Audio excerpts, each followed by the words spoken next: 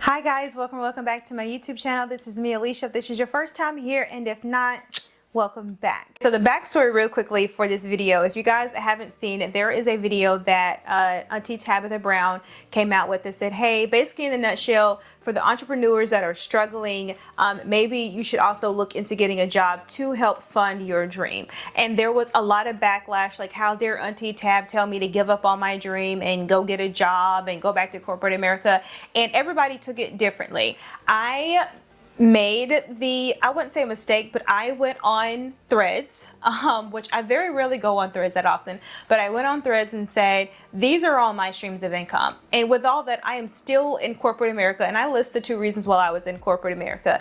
And all of the comments were like, how are you doing this? How are you doing that? What's going on? What's going on? So from that, I sat down, I was like, okay, I've been asked this question a lot, Alicia, how do you do it all? I feel like if you watch my vlogs, you kind of know without me having to tell you. But for those that are not interested in vlogs, I wanted to put this video together just to kind of go through, I think it's going to be 6 or 7 things that over the last couple of weeks I've realized that I do, that I feel like has helped me keep and stay focused on my goals. For those that are new here, of course, I am on YouTube. Hi, how are you? I am also on Instagram. That is my biggest social media platform. That is where the bulk of my brand collaborations come from. I also have an online accessories website, Shop Live and Fearless. I am also in corporate America. Let's not also forget the fact that I am a mom and a wife. So I hold a lot of roles, and there are some moments when it feels overwhelming, but for the most part, it's like a well-oiled machine. So these are some of my tips. I am going to look at my phone because I did go through my notes and kind of jot some stuff down. I want to make sure I'm not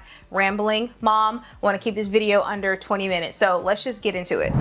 Okay, tip number 1, you have to start with your space. You have to start with your space. There's not a single person that I have seen that is successful at the level that I want to be that had a cluttered home, that had a cluttered car, that had a cluttered office. I truly believe that a clean, tidy space helps clear your mind to be able to make the easy, small, big, short, all the different decisions that happens. But I'm a true believer that you have to keep your space clean. And there's a lot of things you can say about me, but one thing you can't say is my house is not clean. My house stays clean. Yes, I do have a cleaner that comes in, but that is a deep clean. The spot cleaning, the picking up after the sun, the put stuff back. I'm a believer where if you don't know where it needs to go, put it in the trash because you don't have space for it. You don't have room for it. My house will always be clean.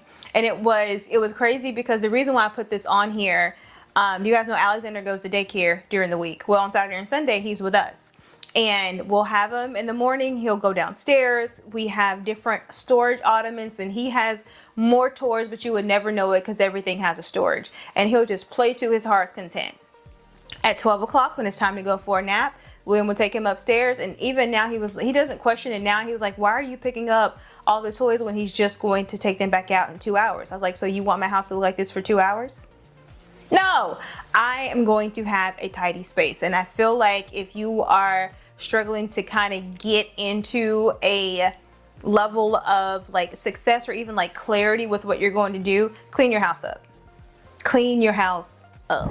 Okay, tip number 2, which I feel like anybody who has watched my vlogs know, creating a to-do list. I live for to-do lists. My day is not functioning if I don't have a to-do list. I will personally do my to-do list the day before because I need to know what time do I need to wake up. Like if I have a relaxed day, if there's not too much going on, okay, I can get up at 7:30.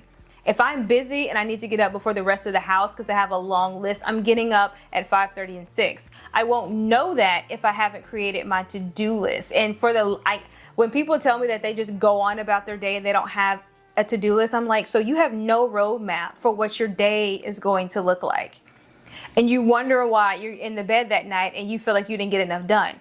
I don't even know what you got done. Like not having a to-do list, I'm going to create a to-do list every day. And if I mess around and I go to sleep and I wake up the next day and I realize I have not created my to-do list, anxiety hits me. The only time I don't create a to-do list is when I'm on vacation, and every now and then, maybe depending on the weekend. But because I have so many roles, because there's always appointments and meetings and deadlines, and just being able to like chill and relax with the family, I need to create a to-do list. To me, a to-do list is a roadmap of what your day is going to look like. I feel like not having a to-do list is back in 20 years ago when there was no phones and you left your MapQuest instructions at home. You don't know where you're going. You're just driving. To me, that's the equivalency of not having a to-do list. I will link a couple of my favorites. There's actually one that I love from Amazon. But if you don't want to do that, go get one of them notebooks that I know you got. I know you got one of them notebooks that you have not written in, and just create a to-do list. Don't put too many on it, maybe 7 or 10 items. But to-do list. Now mine's a little bit more. I have my appointments, I have my stuff that I do daily. I still put it on there. So my multivitamins, my devotions, my 100 ounces of water, that's my daily stuff. I have priority. I have a different plethora of things. I will link the one that I have below, but please create a to-do list. Tip number 3 is create a weekly reset. These are things that I do when how to prepare myself for the week. Most of the time my resets start on Sundays. I am going through, like I have a daily to-do list, I will create a weekly to-do list. What needs to get done for the week? I will pull the outfits for Alexander to make sure that is one listing. We have to worry about the week. I will pull, if I'm going anywhere for like an event or for date night, I'll go ahead and pull my outfits.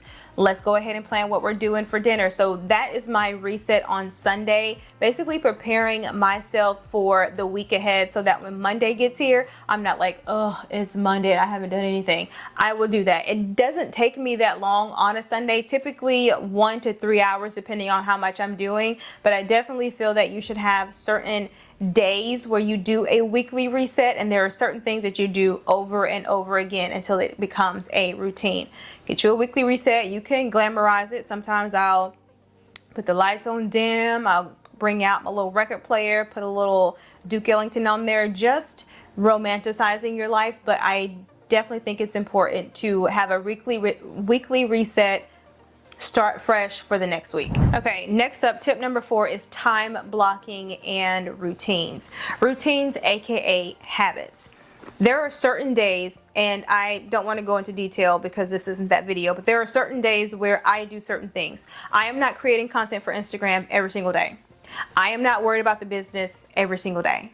I am not editing or shooting YouTube videos every single day. There is a certain day, for instance, Tuesday, okay, Instagram, you get my attention. Are there any collaborations coming up? Can we shoot them? Is there any content that I need to organically create? Let's do them. Tuesday is Instagram. I don't need to be worried about Instagram on Wednesday. Wednesday, we now have to go over to YouTube. What needs to be edited? What needs to be submitted to the editor? What needs to be uploaded? So I have different routines for different days. When I am doing said routines, I like to time block. I am a proponent of do not disturb. My phone almost lives on do not disturb, and there are 3 people that are allowed to get through that do not disturb portal, okay? 3.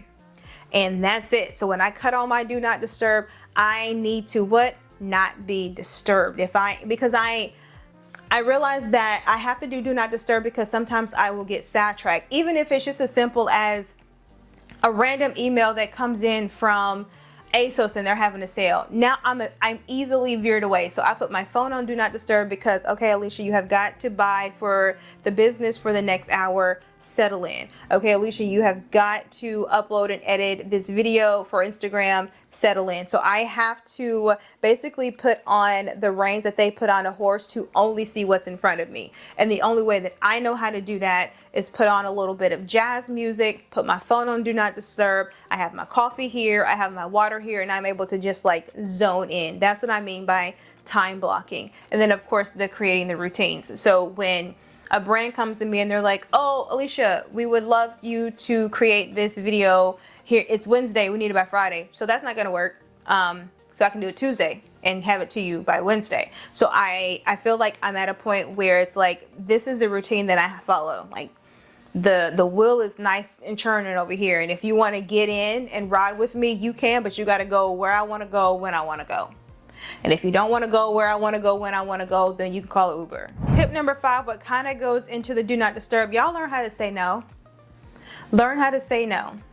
You can't say yes to everything. You can't say yes to everybody. 99% of the people that have my phone number know that when I say no, I absolutely mean it. And when I say I'm not going, I absolutely am not going. And you don't try to convince me. I don't know if it's because of this, the way that I am, or the Sagittarius, or the type A. They know. Don't ask Alicia 20 times, because if she told you no the first time, the subsequent 19 times are still going to be no. And there are moments where I would love to go out. I would love to randomly go out during the week and frolic for lunch and do this and do that. And I would love to just not be able to. Actually, I wouldn't love to do it because I love my life. So if as much as I want to frolic with the girls, if I have something that I'm doing, it's a no. It's a no. And if I feel like overwhelmed, it's a no. If I am collaborating with a lot of brands and something comes up and I tell my manager, hey, I'm at capacity. I know I'm turning down money. I know I'm turning down a lot of money, but I'm at capacity for the month because I am doing 10 other jobs.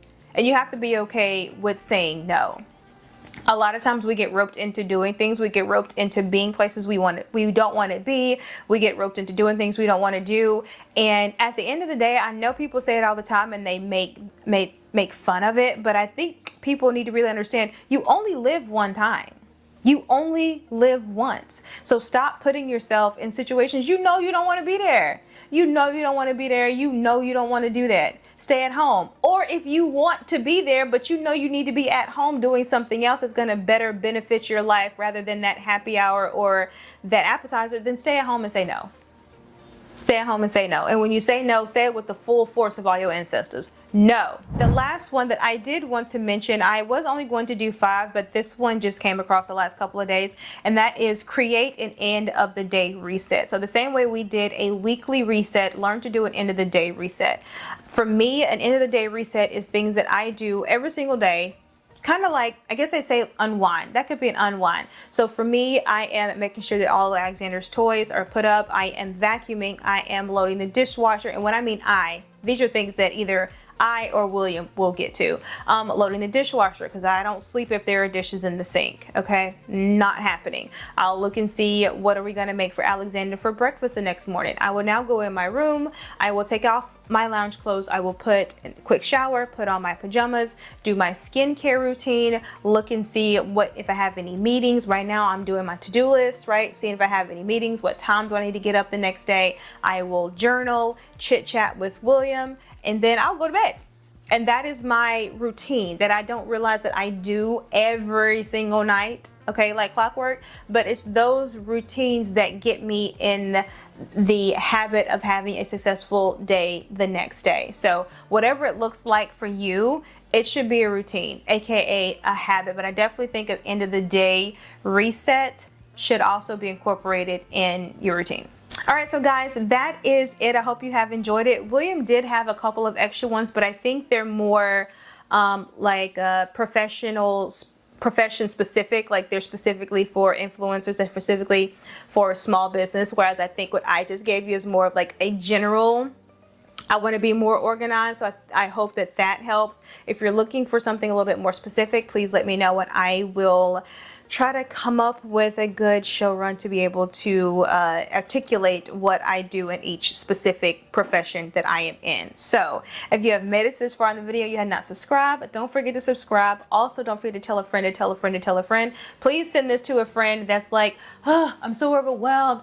Please send this to a friend, because I feel like a lot of people are overwhelmed because they're not organized. You're not organized because you're overwhelmed. Anyway, go ahead and send that to them. And with all that being said, I'm going to catch you guys Thursday, 7 o'clock. Later.